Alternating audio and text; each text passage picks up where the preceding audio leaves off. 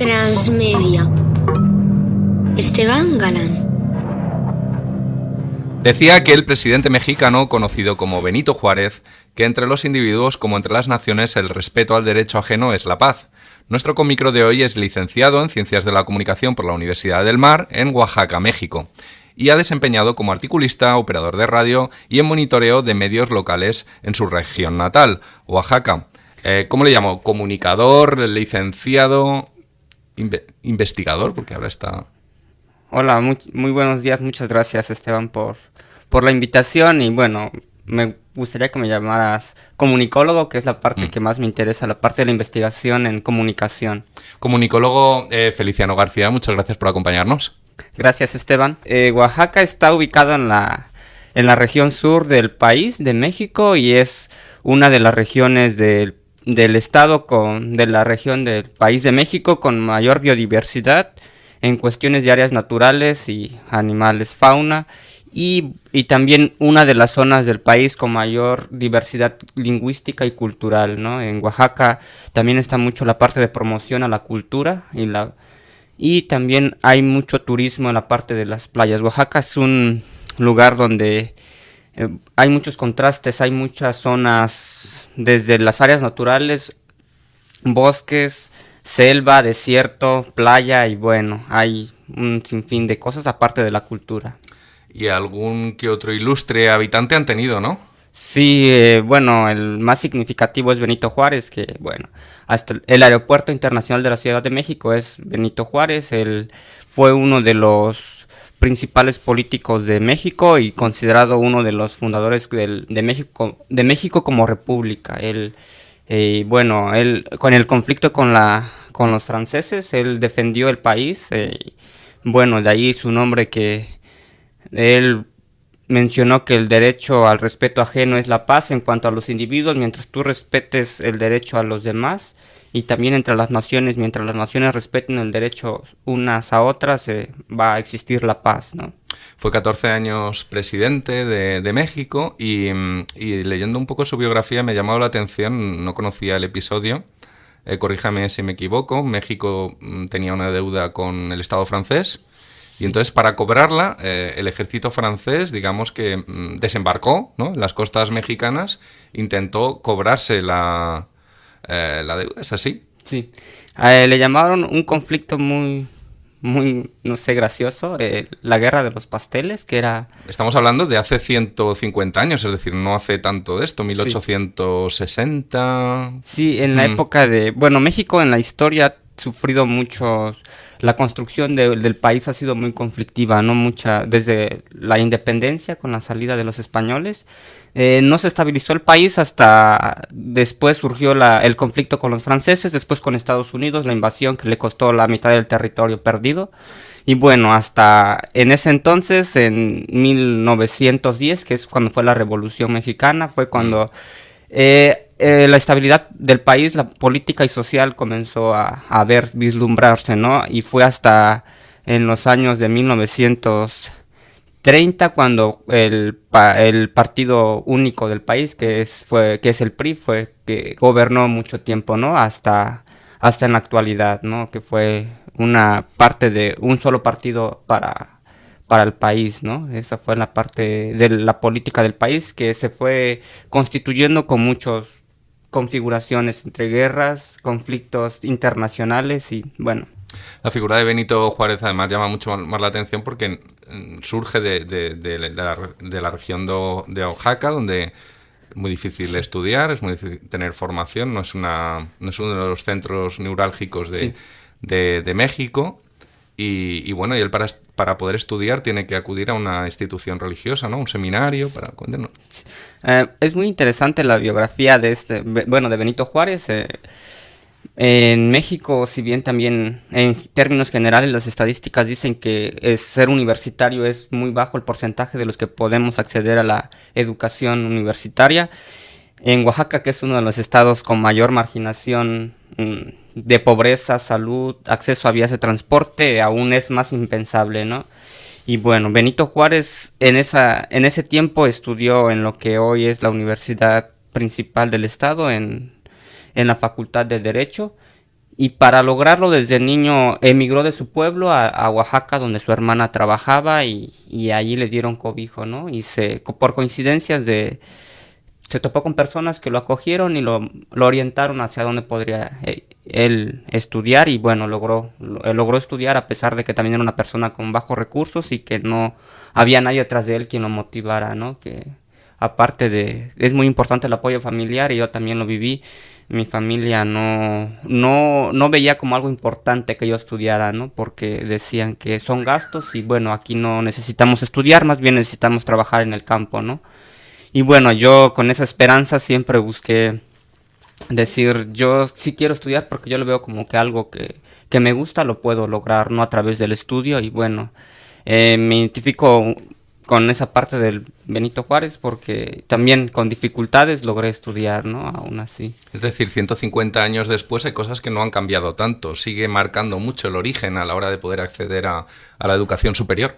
Sí, en Oaxaca todavía se sigue viendo esa imposibilidad de acceder a la educación, ¿no? Hay muy poca gente que realmente logra estudiar en Oaxaca, pero bueno, yo tuve la oportunidad de estudiar en una universidad estatal que forma parte del SUNEO, el Sistema de Universidades Estatales de Oaxaca, en la Universidad del Mar, que es un sistema de reciente creación que busca que las personas de Oaxaca, los jóvenes de Oaxaca, tengamos posibilidad de acceder a la educación pública. No es costoso y eso es una gran ventaja, ¿no? La cuestión es tener ganas como de ir a la escuela para poder integrarse. En Oaxaca está dividido por regiones. Hay región de la Mixteca, fue la primera universidad. La región de la costa, ahí fue donde yo estudié. Y bueno, este sistema me abrió las puertas en ese sentido, ¿no? Estamos disfrutando de un maravilloso café con micro con el comunicólogo Feliciano García, y en este momento nos toca jugar. Le cedo la pantalla de mi ordenador portátil, ahí aparece una imagen. Sí, este es el Desierto de los Leones, un bosque donde está ubicado un convento muy, muy característico de la Ciudad de México. La Ciudad de México está muy cerca de este lugar y bueno, fue el primer parque nacional de México. El Desierto de los Leones, todavía hay animales en cautiverio, pero venados, por ejemplo. Y en este convento religioso habitó la Orden de los Carmelitas Descalzos, ¿no? Algo curioso que me vine a encontrar es que aquí también en Castellón tienen un desierto llamado de Las Palmas, y ya lo visité y me agradó porque me recuerda mucho a este lugar. ¿Y qué relación tiene usted con este convento que le acabo de enseñar? Hasta hace un año no tenía ninguna relación, tampoco sabía quiénes eran los carmelitas hasta que me comencé a adentrar a la historia. Ahora estamos trabajando con un equipo de compañeros, mi compañera Etné, Fabián y Leticia, en la divulgación del conocimiento histórico de este convento. Es lo que estamos trabajando como proyecto de máster. Es un trabajo final de máster que, como usted ha comentado, desarrolla junto con Edné Balmori, Fabián Gutiérrez y Leticia Luna, a quienes mandamos un saludo desde aquí, y actualmente se encuentra haciendo una estancia en la Universitat Jaume I de Castellón. ¿Qué ha encontrado al llegar aquí? Porque lleva un par de semanas, acaba de aterrizar, como quien dice. ¿Qué le ha parecido la universidad y qué diferencias se encuentra con México? En primera, estoy aquí gracias a la cálida recepción de la doctora Marta. Ella fue la que me recibió para estar aquí. Bueno, Marta Martín, compañera y directora del Laboratorio de Ciencias de la Comunicación, donde actualmente estamos grabando este programa. Un saludo. Sí. Un saludo para Marta y bueno, ella al llegar aquí me dio la oportunidad de recorrer todas las instalaciones y me explicó. Y realmente creo que tiene una universidad muy, muy bonita, muy equipada. La verdad creo que es una buena oportunidad para que los estudiantes se acercan a la producción profesional, ¿no? Desde las áreas que tiene bien equipadas, como esta cabina de radio, ¿no? Algo que me llamó la atención es que a veces como estudiantes no aprovechamos lo que tenemos en la universidad, ¿no? Ya que cuando tú tienes un poco más de edad o te das cuenta que sales afuera, ya te das cuenta de lo mucho que tenías en la universidad y no lo aprovechaste, ¿no? Para crear contenidos, para crear tus propias ideas, ¿no? Y esa es una parte que lo he visto muy frecuente. Y bueno, a las diferencias con esta universidad, con la UAM, de donde yo vengo, la Universidad Autónoma Metropolitana, es que, bueno, esta universidad está distribuida, en donde yo estudio es un solo edificio. Y bueno, las similitudes que tenemos es la parte en el área de diseño y desarrollo de videojuegos. Es que aquí se trabaja de manera aquí se trabaja con las áreas de diseño, información y comunicación, igual en nosotros. Nuestro máster lleva por nombre Diseño, Información y Comunicación, algo que nos permite crear y pensar en solucionar problemas de manera interdisciplinaria, como le llaman, ¿no? Allá en la universidad. Y en esa parte nosotros estamos colaborando con... Y bueno, otra diferencia importante es que nosotros no somos expertos en diseño o desarrollo de videojuegos, pero podemos pensar en realizar un juego con la integración de estas disciplinas que les menciono. ¿Se puede hacer un videojuego recreando la vida monacal? Sí, esa es una dificultad con la que nos topamos, ¿no? Los investigadores nos hacían esa misma pregunta, ¿cómo lo piensan lograr, no? Bueno, fue un proceso largo, muy largo, de muchos meses de discusión en el equipo, ¿cómo podríamos hacer esto entretenido, no? Y que la gente le llame la atención, y bueno, encontramos que sí, había algunas formas que nosotros podíamos explotar del lenguaje de los videojuegos, y estas las retomamos. Estamos pensando en crear un juego de point and click, donde el usuario tenga la posibilidad de explorar las áreas del convento carmelita y pueda encontrarse cosas, ¿no? Y bueno, la parte entretenida va a venir en los frailes tenían... En la parte entretenida va a venir en la parte de los minijuegos, en los minijuegos que nosotros vamos a integrar para que el jugador resuelva problemas, ¿no? Los problemas que le suceden al fraile, por ejemplo, sus tentaciones que ellos tenían, que no podían, algunos ejemplos eran que no podían comer ciertos alimentos, no podían sentir placer o no podían hacer ciertas cosas que les prohibían, ¿no? Y para eso nos estamos apegando a las reglas que ellos mantenían en el convento para crear una narrativa, ¿no? Que le permita al jugador conocer cómo era la vida dentro de ese convento. ¿Por qué a un comunicólogo le interesa el videojuego?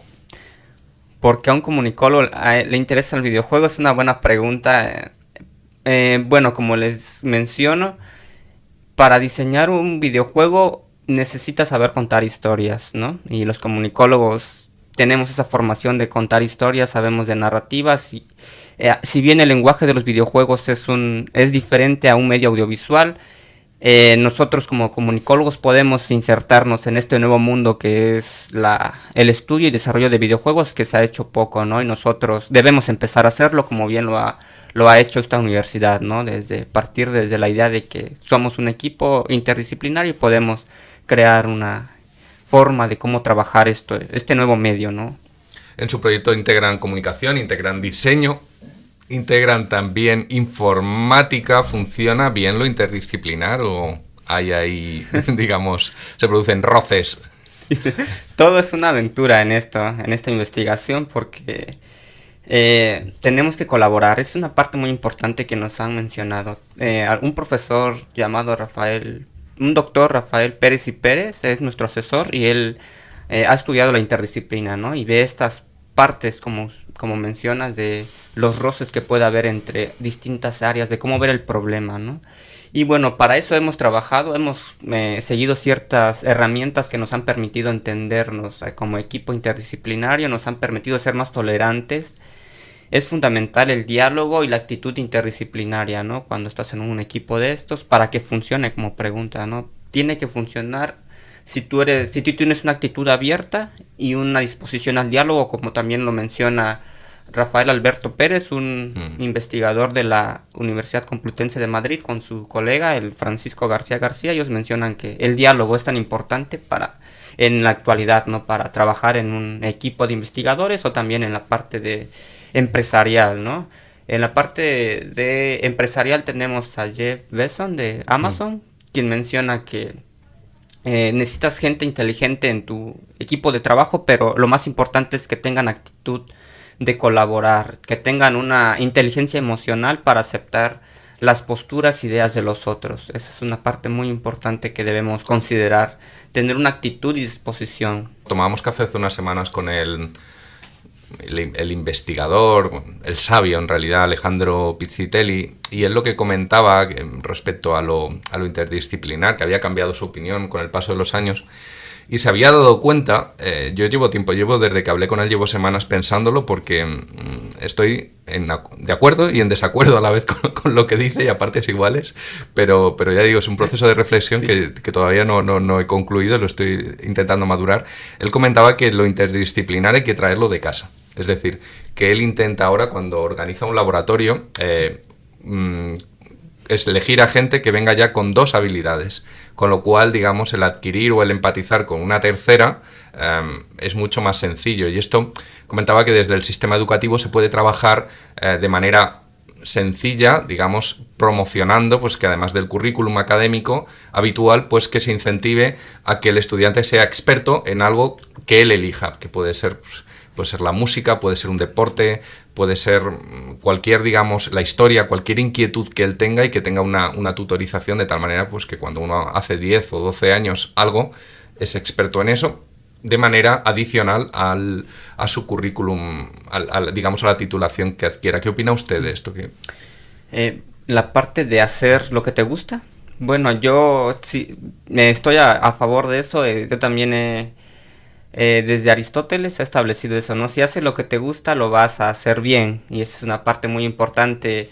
Aquí le llaman, por ejemplo, tenemos el ejemplo de un autor que habla sobre los distintos tipos de inteligencia y encontrar tu elemento, ¿no? Como él le llama, Ken Robinson, y él menciona que tú, para que seas bueno en algo, debe gustarte, y esa es una parte fundamental que como humanos, y también como estudiantes debemos encontrar, ¿no? Algo que te agrade para hacerlo bien y puedas involucrarte e innovar en esa área.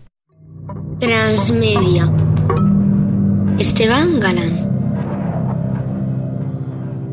Estamos disfrutando de este café con micro con el comunicólogo Feliciano García, y ahora le voy a poner un audio, a ver si lo identifica.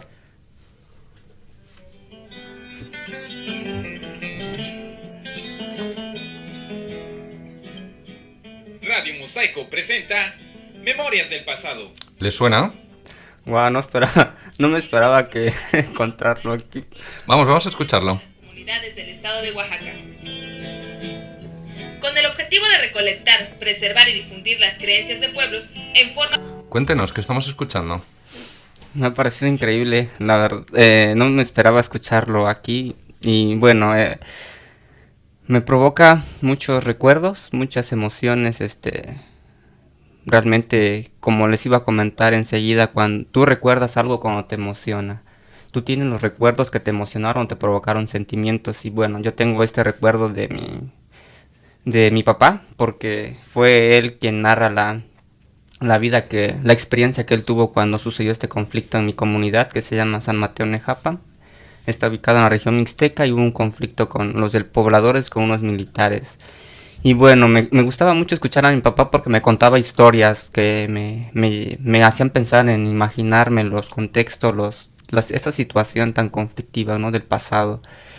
Y bueno, realmente considero que mi papá es una de las inspiraciones que me motivó para pensar en ser alguien que imagine historias, ¿no? Que busque plasmarlo, el conocimiento tradicional. Y bueno, esta historia realmente me provoca muchas emociones porque sí, es contada por mi papá. ¿Realizada por usted? Sí. Es una historia, usted es muy joven, tiene... ¿Cuántos años tiene?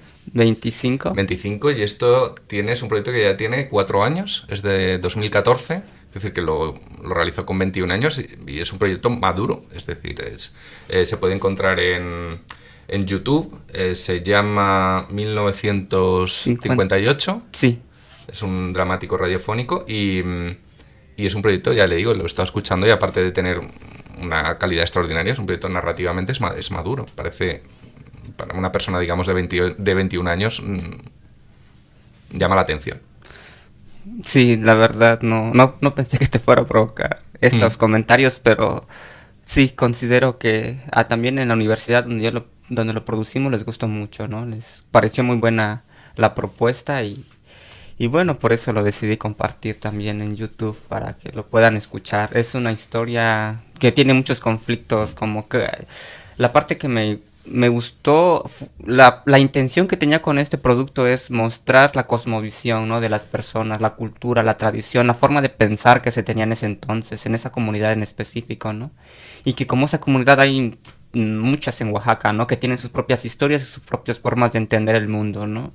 Que eso es una parte de la tradición que se ha perdido en diversos contextos, países completamente que se han estandarizado, digamos, ¿no? Que en la actualidad y bueno, no se conoce esa parte, ¿no? De otras creencias, otras formas de entender la realidad. Me está trayendo muy buenos recuerdos este café con micro porque, bueno, ha nombrado a Francisco, antes al catedrático Francisco García García, que fue presidente de mi tribunal de tesis, José Alberto Pérez, que es el maestro de mi directora de tesis también, el dramático radiofónico que he descubierto pues al preparar este café. Yo, cuando tenía su edad, también realicé uno de un relato de Borges, y bueno, es un género que la verdad es que cuando... Sí. Siempre es interesante, pero especialmente, bueno, pues cuando eres estudiante es un género donde te puedes permitir intentar llegar a unos niveles de calidad homologables al profesional, porque la radio, bueno, pues tiene esa virtud que con muy poquitas cosas tratadas con cariño, pues puedes contar una historia. Y bueno, pues quería conocer cuáles son para usted sus referentes, qué maestros recuerda como importantes. Ha hablado antes de su padre. Sí, de mi padre también he aprendido cosas de mi madre.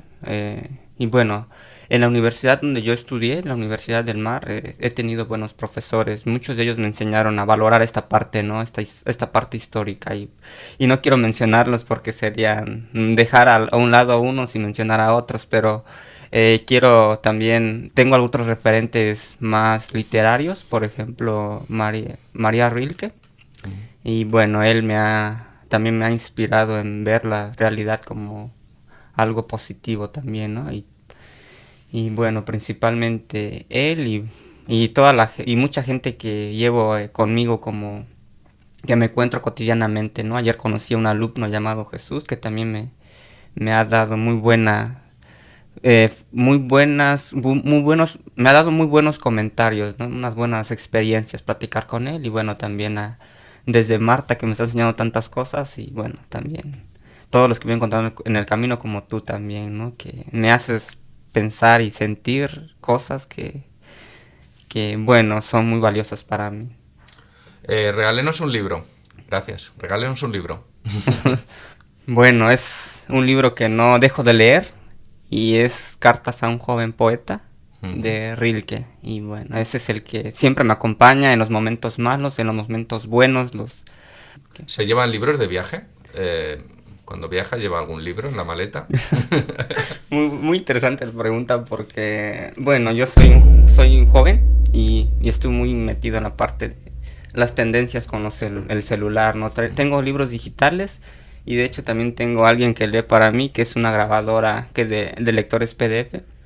Y bueno, libros físicos suelo no llevarlos y más bien los tengo en digital, ¿no? Porque estoy en esta parte de llevar muchas cosas en tu medio digital que está transformando. Bueno, el ambiente digital te ha hecho cambiar un poco como persona, ¿no? A tus nuevos hábitos que... A mí me pasa una cosa, pero claro, somos ya de generaciones diferentes.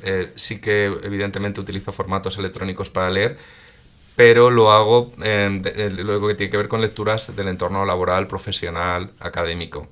Cuando leo por placer sigo prefiriendo el papel. Eso, digamos, en alguien ya que digamos que ha crecido en el siglo XXI, ya las lecturas del placer también se hacen en pantalla, en soporte electrónico.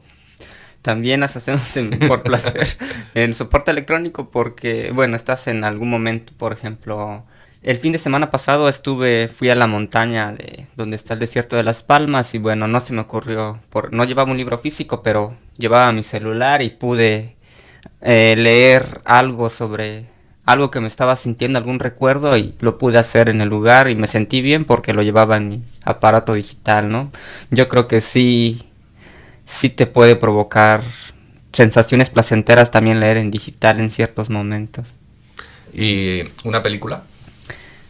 Una película, tengo muchas películas, Depende de qué tipo de cosas esté buscando. Por ejemplo, me gusta la de Luna Amarga de Roman Polanski. No sé, alguien, también recuerdo mucho a un profesor que también es uno de los referentes, se llama José Emilio Suazo. Y bueno, él me recomendó la de Naranja Mecánica, y bueno, también es una de las películas que, bueno, no sé cómo le nombraron aquí en España. Sí, el título en este caso no cambió, se llama también La Naranja Mecánica. La otra película es Blade Runner, que precisamente me hizo hacer clic con la idea, me hizo hacer clic con la idea de que los recuerdos te hacen humano, ¿no? La parte de si sientes emociones en un recuerdo, lo vas a tener presente en el futuro. Esa era una parte de la película donde el personaje principal platica con la que hace recuerdos para los robots, para las personas, y bueno, y menciona que los recuerdos cuando te emocionan son humanos, ¿no? Eso es interesante. La clave, sabemos que somos emociones y todo lo que no sea emociones pues termina no siendo. Lo que ocurre es que, claro, ¿cómo conseguimos emocionar, ¿no? ¿Cómo hacer, digamos, crear y vivir esas emociones en nuestros espectadores, en los jugadores?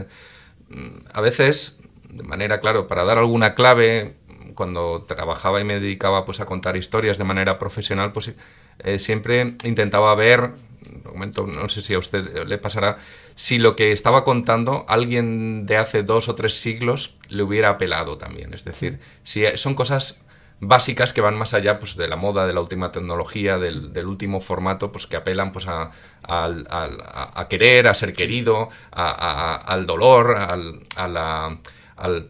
a sentimientos muy básicos, muy primarios que, digamos, ha acompañado al ser humano durante siglos, y puede ser como un testeo de si nuestro proyecto no tiene nada de eso, pues tal vez se vaya a quedar en cáscara, ¿no? Sí, eso es un reto con el que nos estamos enfrentando como en el proyecto de investigación. Y bueno, nosotros estamos tomando enfoques y perspectivas de la divulgación que mencionan que para hacerla efectiva debes provocar emociones en las personas, no debes provocarles reflexiones, como lo mencionan distintos autores.